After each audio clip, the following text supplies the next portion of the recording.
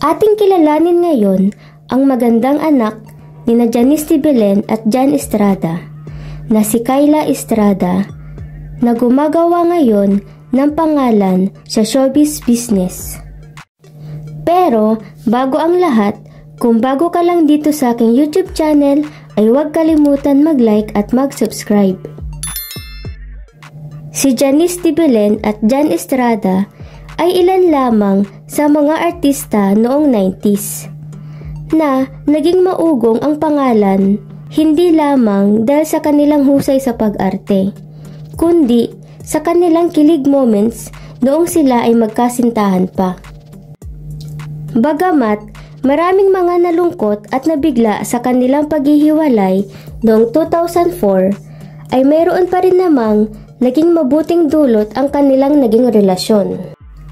Nagkaroon sila ng mga anak na sina Ina Estrada, Moira Estrada, Kyla Estrada at si Juan Estrada.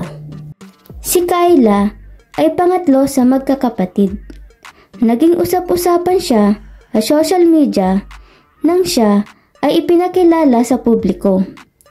At talaga namang hindi maipagkakaila ang kagandahan nito na namana niya sa kanyang mga magulang. Siya ay nagtapos ng kursong Arts Management sa De La Salle College of St. Benil.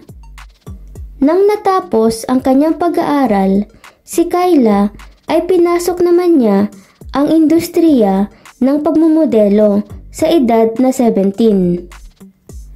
Ang kanyang tindig, pangangatawan at magandang muka ang ilan sa naging mga susi ng dalaga sa kanyang pagpasok sa industriya ng pagmumodelo. Ang pinakaunang nagawa niyang modeling ay ang ika-25th anniversary ni Randy Ortiz na isang malaking palabas. Aminado si Kyla na hindi lamang kagandahan o tindig ang kanyang nagiging basihan ng tagumpay, kundi ang pagiging totoo mo sa iyong sarili. Habang inaasahan na ang pagpasok niya sa showbiz, dahil sa kanyang mga celebrity parents, hindi kaagad pumasok si Kyla sa industriya.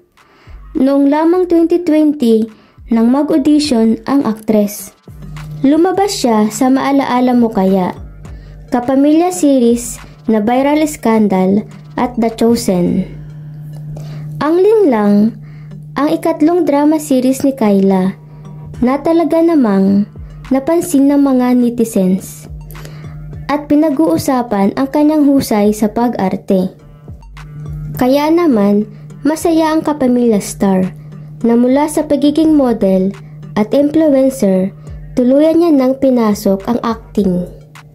Ikaw ba, anong masasabi mo sa pag-arte ni Kyla Estrada? Ngayong pinasok niya na ang mundo ng showbiz.